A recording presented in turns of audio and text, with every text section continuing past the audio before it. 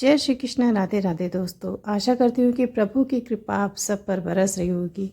ऐसे ही आप सबकी भक्ति दिन पे दिन प्रभु के लिए बढ़ती जाए। लड्डू गोपाल की कृपा ऐसे ही आप सब पर बनी रहे। दोस्तों आप सबके भी घर में श्री विग्रह होगा, राधा कृष्ण का या फिर बाल गोपाल का।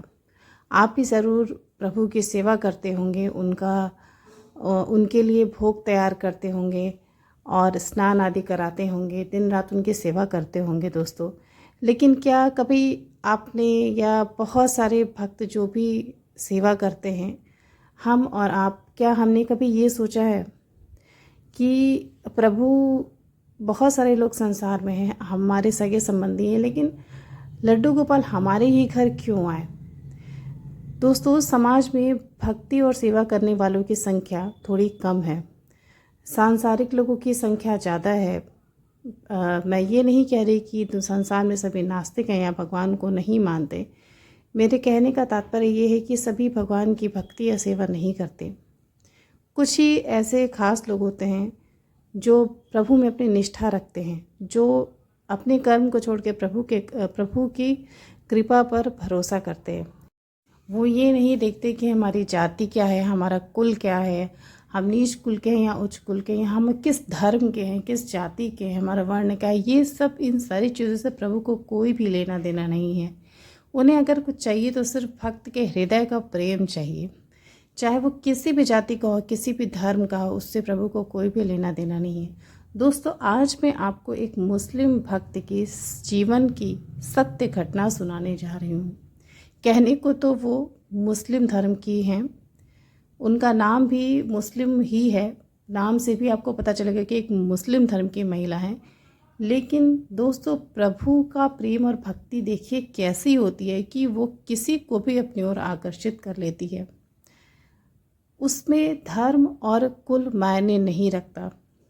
जब प्रभु की कृपा हो जाती है, प्रभु की कृपा दृष्टि से किसी भक्त के हृदय में उनका प्रेम जागृत हो जाता है, तो वो प्रेम बढ़ने से कोई भी उसे रोक नहीं सकता, चाहे उसके आसपास के लोग हों, उसके परिवार के सदस्य हो, कोई भी हो। दोस्तों आपने भी कई बार सुना होगा कि अलग अलग धर्म के लोग, ईसाई धर्म के लोग या फिर मुस्लिम धर्म के लोग अक्सर हिंदू धर्म अपना लेते हैं, या फिर किसी भी धर्म के लोग किसी दूसरे धर्म में परिवर्तित हो जाते हैं। उसका कारण सिर्फ यही होता है कि अंदर से उन्हें ऐसी प्रेरणा आती है। दोस्तों आज मैं आपको अंजुम जी के जीवन की सत्य घटना सुनाने जा रही हूँ।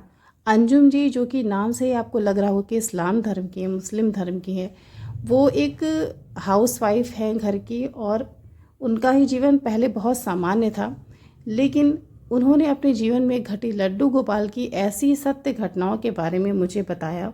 इसे सुनने के बाद मुझे विश्वास नहीं हुआ कि प्रभु सच में अपने भक्तों पर इतनी कृपा कर सकते हैं, और प्रभु ये कैसे भूल जाते हैं कि वो स्वयं भगवान है। अपने भक्त के लिए वो इतना ज़्यादा अपने आप को, वो इतना ज़्यादा भक्त वत्सल हैं कि अपने भक्त को प्रसन्न करने के लिए वो कुछ भी कर सकते हैं। बस भक्त का हृदय बहुत ही साफ सुथरा होना चाहिए।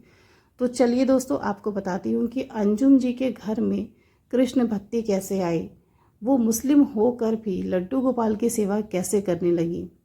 दोस्तों जब मैं उनसे मिली तो मुझे बहुत ज़्यादा आश्चर्य हुआ। मुझे देखने में वो एक साधारण सी मुस्लिम धर्म की महिला लगी, लेकिन जब उन्होंने अपना तजुर्बा और अपनी लीलाएं उन्होंने जब मुझे सुनाना शुरू किया तो मैं आश्चर्यचकित रह गई कि किसी दूसरे धर्म की महिला होकर उनकी आस्था कृष्ण भक्ति में इतनी ज़्यादा कैसे हो गई। दोस्तों अंजुम जी जो हैं वो यूपी के गोरखपुर नाम के एक शहर में रहा करती हैं। गोरखपुर काफ़ी प्रसिद्ध शहर है क्योंकि वो एक धार्मिक शहर है, जहाँ पर आपको पता होगा जो पोदार जी हैं, बहुत बड़े कृष्ण भक्त थे, संत थे, उनका गीता वाटिका भी वहाँ पे है, और उन्हीं के द्वारा बनाया हुआ गीता प्रेस जो है वो गोरखपुर में ही है। तो अंजुम जी गोरखपुर की ही रहने वाली हैं, और वो बताती हैं कि वहाँ पर हिंदू और मुस्लिम दोनों ही धर्म के लोग पर्याप्त मात्रा में हैं। किसी भी धर्म के लोग कम या ज़्यादा नहीं, जितनी हिंदू हैं लगभग उतने ही वहाँ मुस्लिम भी रहा करते हैं। तो अंजुम जी बताती हैं कि वो एक मोहल्ले में उनका घर था, वहाँ पर मस्जिद भी है और मंदिर भी है, काफ़ी मात्रा में हिंदू मुस्लिम दोनों ही रहा करते हैं। उनकी एक पड़ोसी थी जिनका नाम था सुनीता। सुनीता जी का घर उनके घर के ठीक बगल में ही था। तो एक मुस्लिम और एक हिंदू दोनों का घर बिल्कुल अगल बगल था, बिल्कुल सटा हुआ था। वैसे तो उस घर के लोगों में आपस में कभी भी कोई ख़ास बोलचाल नहीं थी, लेकिन अंजुम जी बताती हैं कि जो उनकी पड़ोसी थी सुनीता जी, उनकी और अंजुम की बहुत अच्छी दोस्ती थी। उनके घर के लोगों में आपस में मित्रता नहीं थी, लेकिन कभी कभी जब वे दोनों खाली होती थी तो कभी वो एक दूसरे के घर चली जाती थी अपना समय बिताने के लिए। कभी कभी ऐसा होता था महीने में 2-4 बार अंजुम जी भी उनके घर चली जाती थी। अंजुम बताती हैं कि मुझे उनके घर का माहौल बहुत ज़्यादा अच्छा लगता था, क्योंकि उनके घर में नॉनवेज वगैरह नहीं खाया जाता था, लहसुन प्याज भी नहीं खाया जाता था। और मुझे थोड़ा सा उनके घर जाने में बुरा भी लगता था, क्योंकि हम नॉनवेज वगैरह खाते थे। तो इसलिए सुनीता जी के घर जाना, उनके घर का माहौल मुझे बहुत अच्छा लगता था। अंजुम बताती हैं कि महीने के 1 या 2 दिन, खासकर एकादशी के दिन, सुनीता के घर से कीर्तन की आवाज़ें आती थी। हरे कृष्णा और हरे राम की कीर्तन की आवाज़ हर एकादशी को अंजुम को सुनाई देती थी। अब अंजुम को ये तो पता नहीं था कि एकादशी क्या होती है या फिर कीर्तन क्या होता है, लेकिन अंजुम बताती हैं कि जब भी मैं उस महामंत्र के कीर्तन की आवाज़ मेरे कानों में जब जाती थी, मैं जब सुनती थी, तो मेरे अंदर से मुझे पता नहीं क्यों इतना ज़्यादा आनंद महसूस होता था कि जिसको मैं जाहिर नहीं कर सकती, जिसको मैं बता नहीं सकती। और मैं खुद सोचती थी कि जब मैं इस कीर्तन की आवाज़ सुनती हूँ तो मुझे अंदर से इतना आनंद क्यों आता है।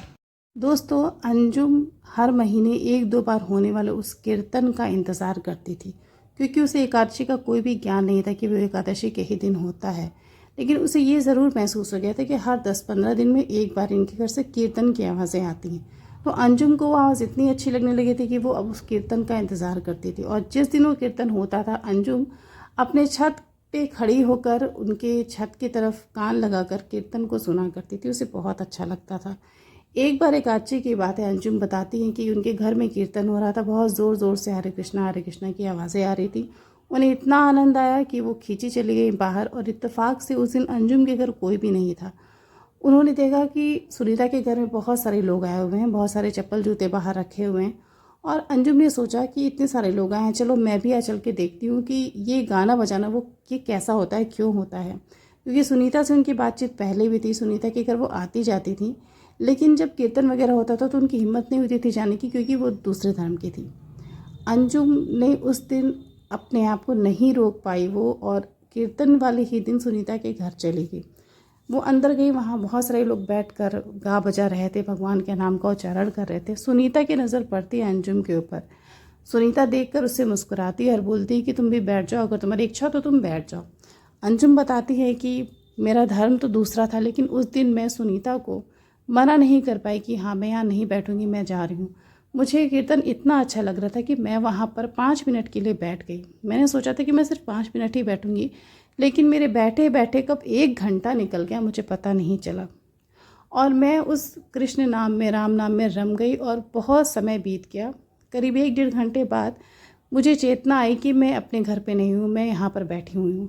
और तब मुझे महसूस हुआ कि बहुत देर हो रही है, मुझे जाना है। मैं खड़ी हो गई घर से निकलने के लिए उनके, और तभी सुनीता जी मुझसे कहती हैं कि आप रुक जाइए, प्रसाद लेके जाइएगा। मैं सुनीता को मना नहीं कर पाई प्रसाद लेने के लिए, क्योंकि हमारी दोस्ती पहले से थोड़ी बहुत थी, तो इसलिए मैं रुक गई। और फिर सुनीता जी ने मुझे अंदर आने के लिए बोला, जहाँ पर उनके भगवान विराजमान थे, जहाँ पर लड्डू गोपाल विराजमान थे। मैं अंदर गई और अपने आप से ही मैंने दोनों हाथ जोड़ लिए, मैंने अपने दोनों हाथ फैलाए प्रसाद के लिए। सुनीता ने मेरे हाथों में फल दिए जो कि प्रसाद थे, और फल लेते ही सुनीता ने मुझे बोला कि आप यहाँ माथा टेक सकती हैं, आपकी जो भी इच्छा होगी वो पूरी हो जाएगी। मैंने वहाँ पर माथा टेका, और जब मैंने सर उठाया तो मैंने देखा वहाँ बहुत ही प्यारे से लड्डू गोपाल थे। अंजुम बताती हैं कि लड्डू गोपाल को देखकर पता नहीं क्यों मेरी आंखों में आंसू आ गए। मैंने ना तो कभी पहले लड्डू गोपाल की प्रतिमा देखी थी, ना मैं जानती थी कि लड्डू गोपाल कौन है, क्या होता है, मुझे कुछ भी नहीं पता था। लेकिन पता नहीं उस दिन क्यों लड्डू गोपाल की प्रतिमा को, मूर्ति को देखकर अंजुम की आंखों में आंसू आ गए। सुनीता ने अंजुम को टोका भी कि आप रो क्यों रही हैं, क्या हुआ, कोई बात तो नहीं हो गई। लेकिन अंजुम ने बोला कि नहीं, कोई भी बात नहीं है, मुझे देर हो रही है, मैं चलती हूँ। अंजुम वहाँ से प्रसाद लेकर अपने घर चली गई, और उस दिन रात भर वो सोई नहीं। रात भर उसे लड्डू गोपाल का चेहरा अपनी आंखों में घूमता रहा। और सुनीता की वो बात, आपकी कोई भी ऐसी मनोकामना हो जो पूरी ना हो तो आप उनसे मांग सकती हैं, आपकी सारी इच्छा पूरी होगी। अंजुम के निकाह को काफ़ी वर्ष हो चुके थे और उसकी कोई भी संतान नहीं थी। अब बार बार उसके मन में यही सवाल घूम रहा था कि क्या सच में ये लड्डू गोपाल इच्छाओं को पूरी करते हैं। किसी की इच्छा पूरी होना इतना आसान तो नहीं है। अगर आसान होता तो आज मेरी गोद भर चुकी होती। लेकिन फिर भी मन ही मन अंजुम ने लड्डू गोपाल से माँ बनने की मन्नत मांग ली। उसने अपने मुंह से तो नहीं कहा, लेकिन मन में जो उसकी लड्डू की छवि थी उससे ही अंजुम ने माँ बनने की मन्नत मांग ली, एक संतान की मन्नत मांग ली। अगला दिन हुआ, अंजुम को बार बार लड्डू गोपाल का चेहरा याद आता रहा। उससे रहा नहीं गया और उसने सुनीता को फ़ोन किया और सारी बातें बता डाली कि तुमने मुझसे बोला था कि तुम कुछ चाहिए तो तुम मांग सकती हो। मैंने तुम्हारे लड्डू गोपाल से एक संतान मांगी, एक बच्चा मांगा। देखती हूँ तुम्हारे लड्डू गोपाल मुझे संतान देते हैं या नहीं देते हैं। तो सुनीता ने अंजुम को समझाया कि देखो, भगवान तो किसी भक्ति की इच्छा को पूरी करने में कभी पीछे नहीं हटते, लेकिन हमारे कुछ कर्म होते हैं जो हमें सुख दुख भोगने के लिए विवश करते हैं। और तुम्हें अगर मेरे लड्डू गोपाल में आस्था है तो तुम आस्था रखो, विश्वास रखो। अगर तुम्हारा विश्वास सच्चा होगा तो ज़रूर वो तुम्हारी इच्छा को पूरी करेंगे। अंजुम के मन में अब ये टीस तो थी कि मैं माँ बन पाऊँगी या नहीं बन पाऊँगी। घर में अपने उसने ये बात किसी को भी नहीं बताई थी। कुछ दिनों बाद अंजुम का जन्मदिन आया और ये बात सुनीता को पता थी। अंजुम के घर में सभी उसके जन्मदिन को मनाने की तैयारियां करने लगे और आसपास के जो भी अड़ोस पड़ोस में लोग थे उन्हें भी बुलाया गया। जन्मदिन की पार्टी में सबको बुलाया गया, जिसमें सुनीता भी थी। सुनीता भी उनके घर बर्थडे की पार्टी में गई और उसने अपनी सहेली अंजुम के लिए एक उपहार भी दिया। वहाँ पर बर्थडे की पार्टी हो गई, सभी अपने घर चले गए और अंजुम अगले दिन उन सारे उपहारों को खोल खोल के देखने लगी। तभी सुनीता का जो उपहार था, जो डब्बा था, वो सामने आया। अंजुम पता नहीं क्यों बताती है कि उस डिब्बे को मैंने हटा दिया कि मैं बाद में से देखूंगी, हो सकता है कोई अच्छी चीज़ हो, क्योंकि सुनीता और अंजुम की दोस्ती बहुत अच्छी हो गई थी। सबके जाने के बाद अकेले में अंजुम उस डिब्बे को खोल कर देखने लगी और जैसे वो डिब्बा खोला उसके होश उड़ गए। अंजुम ने देखा कि डिब्बे में लड्डू गोपाल की एक बड़ी ही सुंदर सी मूर्त, बहुत ही सुंदर सी प्रतिमा है। अब उस मूर्ति को देखकर अंजुम बहुत ज़्यादा खुश भी हुई और बहुत ज़्यादा डर गई कि मेरे पास ही लड्डू गोपाल तो आ गए, लेकिन मैं अपने घर में इनकी सेवा कैसे करूँगी। उसने तुरंत सुनीता को फ़ोन लगाया और पूछा कि मैं इनकी सेवा कैसे कर पाऊँगी। सुनीता ने सब कुछ बताया कि तुम उन्हें किसी ऐसे स्थान पर रख दो जहाँ पर किसी की नज़र ना पड़े। मैंने तुम्हें ये सिर्फ इसलिए दिया क्योंकि तुम्हें लड्डू गोपाल पर भरोसा है, तुम्हारी आस्था है उनके में, नहीं तो मैं तुम्हें नहीं देती। तुम्हें कीर्तन पसंद है, तुम्हें भगवान का नाम पसंद है, शायद तुम्हें भक्ति करने की क्षमता है, तो इसलिए मैंने तुम्हें लड्डू गोपाल उपहार में दिए। अब जैसे भी उसकी सहेली सुनीता ने बताया था, अंजुम छुप छुप कर उनकी सेवा करने लगी। उन्हें छुपा कर रखती थी, उनके लिए भोग बनाती थी साफ़ सुथरा, बिना लहसुन प्याज का, और ख़ुद भी उसने नॉनवेज और लहसुन प्याज त्याग दिया, छोड़ दिया। दोस्तों, अंजुम बताती है कि सेवा करते करते इस तरह से छुपा छुपा कर मुझे 6-7 महीने बीत गए और एक दिन ऐसा आया जिस दिन मेरे जीवन में एक ऐसा चमत्कार हुआ जिसकी आशा मैं छोड़ चुकी थी। लड्डू गोपाल की सेवा के 6 महीने के बाद अंजुम गर्भवती हो गई और ये बात सबसे पहले उसने सुनीता को बताई। सुनीता भी उतनी ही खुश हुई जितनी अंजुम। दोनों सहेलियां इस बात से बहुत ज़्यादा प्रसन्न हुई कि लड्डू गोपाल की कृपा से हुआ। अब फिर क्या था, अंजुम का एक नया जीवन शुरू हुआ। अब वो माँ बनने के सपने देखने लगी। धीरे धीरे समय बीतता गया। अपनी गर्भावस्था में भी उसने लड्डू गोपाल की खूब सेवा की।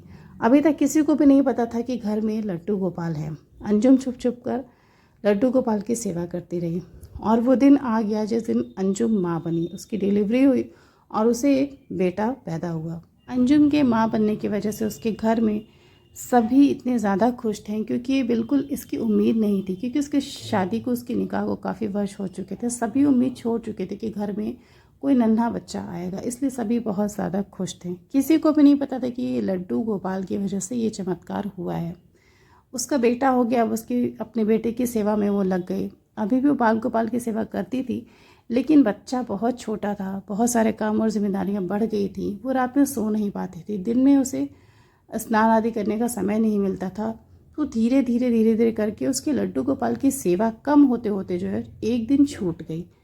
2-4 महीने बीत गए, अंजुम ने लड्डू गोपाल की सेवा ही नहीं की। अब वो रात दिन अपने बेटे की सेवा में ही व्यस्त रहती थी। दोस्तों, एक दिन की बात है, सुनीता अंजुम के घर उसके बेटे को देखने आई और तभी उसकी नज़र लड्डू गोपाल पर पड़ी।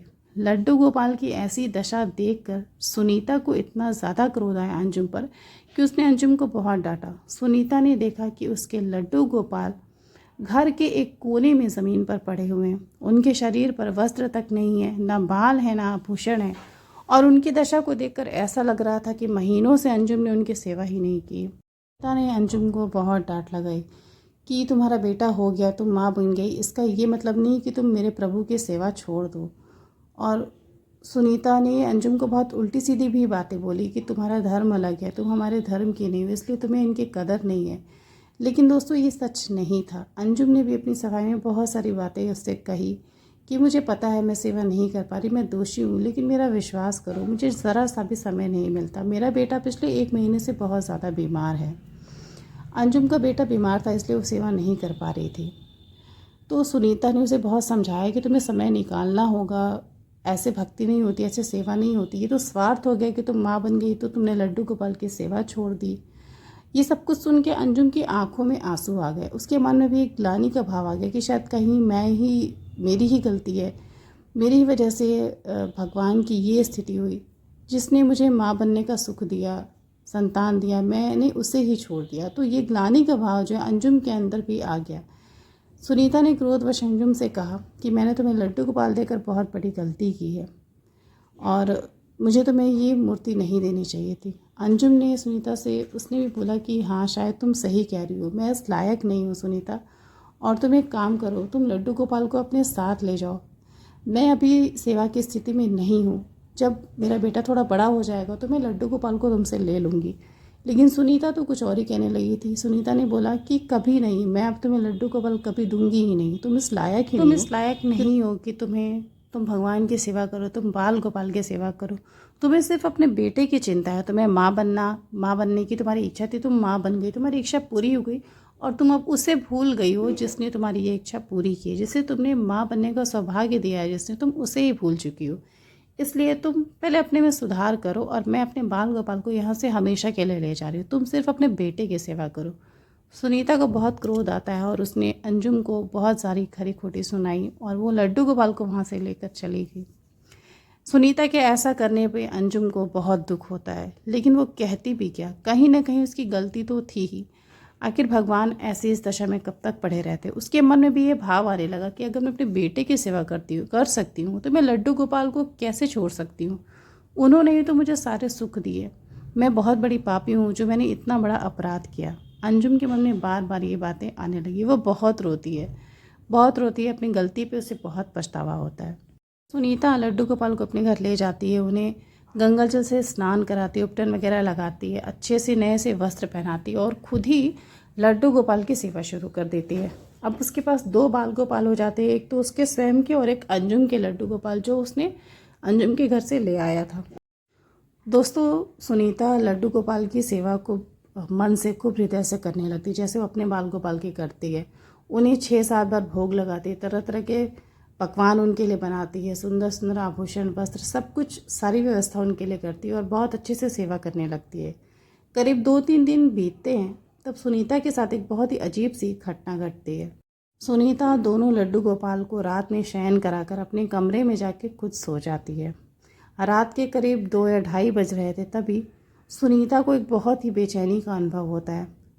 सुनीता अचानक से महसूस करती है कि उसके घर में कोई नन्हा सा बच्चा रो रहा है।